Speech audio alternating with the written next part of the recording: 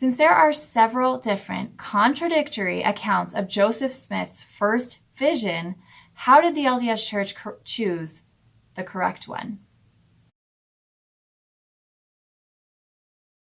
Question number 7. Since there are several different contradictory accounts of Joseph Smith's first vision, how did the LDS Church choose the correct one? First, if we look at all the evidence, there are 4 accounts that can be said to be written by Joseph Smith that he either directly penned or dictated to others. And in comparing all 4 of these, the only apparent contradiction is how old he was when it occurred.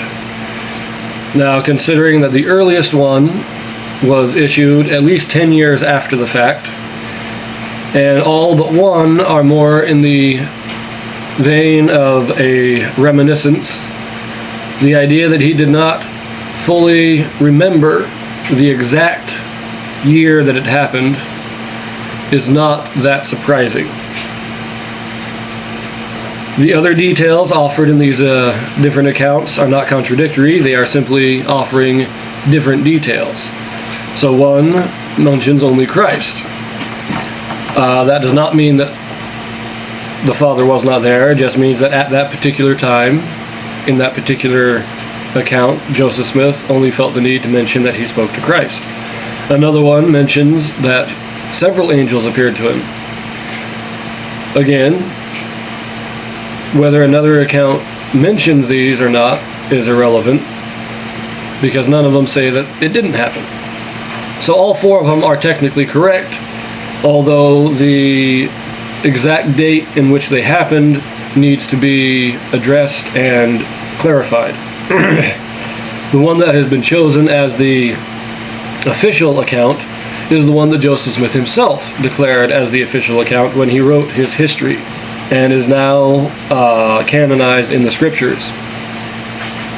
There are other second-hand accounts of people describing what they have heard, or saying that Joseph Smith told me this. Again, these accounts are not contradictory, and being secondary accounts are superseded by the primary accounts given by Joseph Smith himself. So any contradiction that would appear is discarded in favor of what Joseph Smith himself said. Now, there's nothing surprising in any of this.